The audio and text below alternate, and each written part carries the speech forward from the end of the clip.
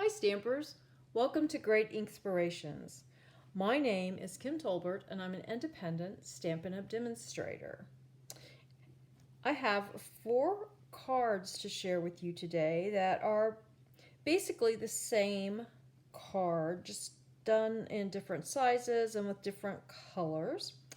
And for these cards I used the Stars Are Shining bundle, which includes the Stars Are Shining stamp set and the coordinating punch, the Starlit punch. Also for these cards I used various metallics and foil papers.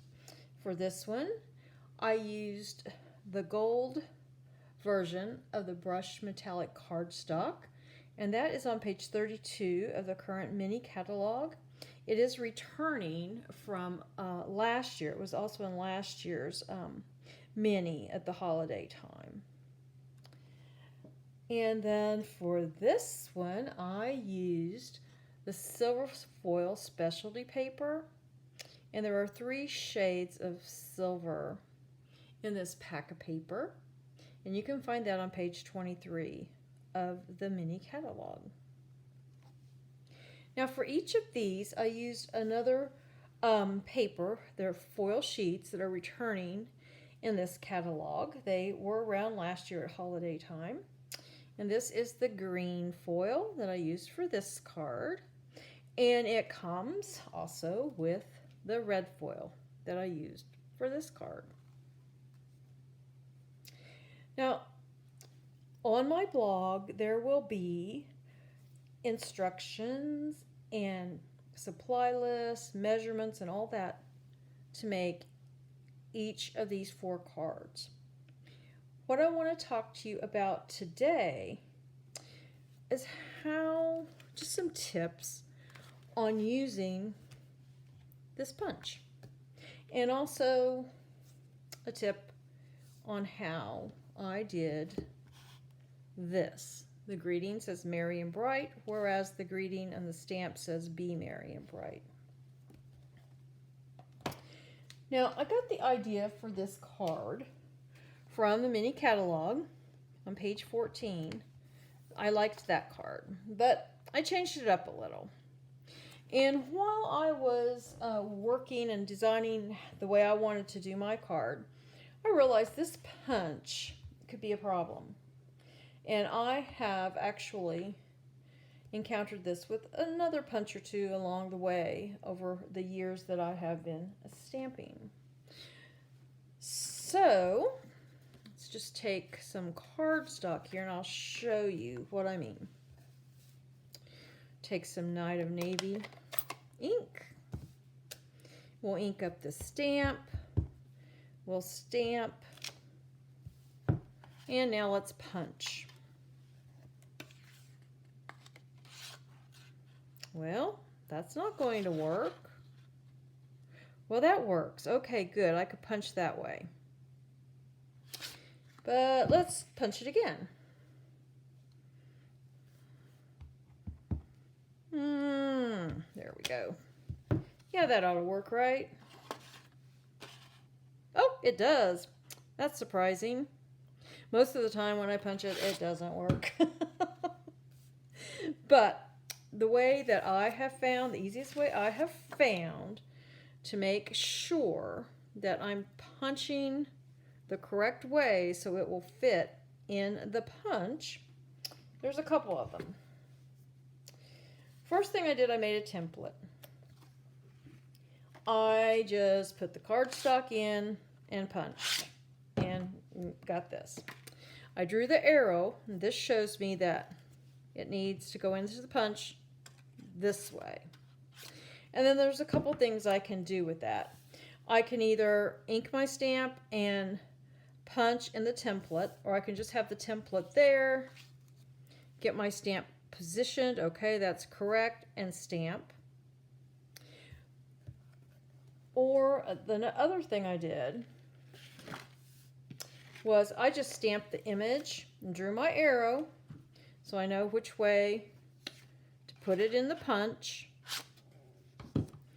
And then I can just ink my stamp, punch, or ink my stamp, stamp, and then punch. That's great, except I sometimes lose these cards, have to make more cards, and I found the quickest way for me, and I'm not sure if you'll be able to see this, but I just took, let me get my marker here, sorry, I had to reach in front of you. I just took a Sharpie, and I put 2 arrows right here. Then I kind of drew a little line. That lets me know that is the top of the stamp, that I need to ink it up, look for my mark, stamp it this way with my little arrows going up, and then I will be able to put it in the punch and punch and have my images. There they are.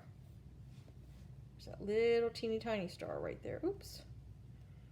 There he is. So that's my little tip for using this Starlit punch. You can either mark your stamp, which, you know, as a photopolymer stamp, it's easy to mark. Or you can make your template and stamp in the template, or just use it as a guide. Or you can actually stamp the image and use that as your guide. Now that is how I overcome my frustration of stamping it the wrong way. Now, the other thing I was going to talk about is, you saw on these cards I had Merry and Bright, but the stamp says Be Merry and Bright. And most of you may know this tip, but it's always nice to be reminded. So let's bring in, here's the stamp, Be Merry and Bright. I need to clean it off because I don't want that B on there. So there we go. Now I'm going to use some washi tape.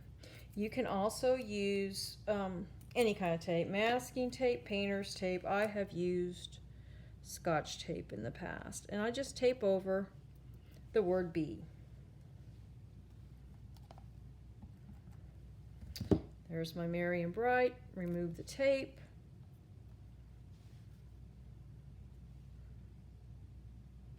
Stamp, and you have your Merry and Bright. Now there's another thing you can do, since this is a photopolymer stamp, and I do it with a lot of my stamps. You can take your scissors and just cut between the B and the Merry, and then you'll just have the Merry and Bright, and then when you want to use the Be Merry and Bright, it will fit right in. But this time I just didn't see that as something necessary. Sometimes, like thank you or happy birthday, I'll cut them apart because I may want the not to be one line thank you, to say thanks at the top and you below. But for this, I just didn't see the need to do that. So I just masked it with the washi tape, inked it, and stamped it. So those are my tips for making this card, for using the punch, and for masking words you don't want on your sentiments.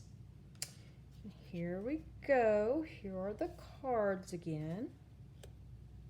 Now in the description of this video there will be a link to my blog, and as I mentioned before, that's where you'll find all the supply lists, the cutting measurements, and also more pictures of the step-by-step directions on how to make these cards.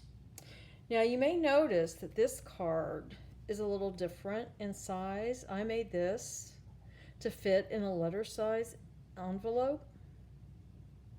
So the measurements for it are 6 1/4 by 7, scored in half at 3 1/2. So then that gives you a card front that's 6 1/4 by 3 1/2, and they do fit just fine. in like an envelope for a letter. And the ones I get, they don't have the security lining, the blue or the gray security lining. And then when I did, I just took this little stamp that's in the stamp set and I just stamped the corner. And I put a few little images on the back of the envelope flap. And I did the exact same thing for these cards. I just used the Stampin' Up! Medium envelopes. I stamped the design in the corner of the envelope and then on the back. But one other thing I wanted to mention about these cards, as you can see, these have embossing. It's gold embossing for the ornament strings and the little images I punched. And this one has the silver. But as you can see, these little stars, those are not embossed. Whenever you're using silver embossing powder and silver on a card, and you just need to do some stamping, a really nice color to use is smoky slate. And with the silver around it, it will take on the look of silver. And as for the gold, it's the same thing, only use crumb cake. Crumb cake will take on the look of gold when used with gold.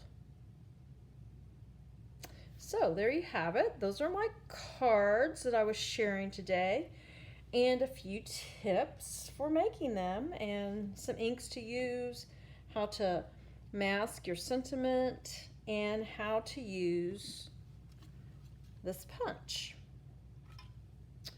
Thank you so much for joining me. Until next time, stamp happy.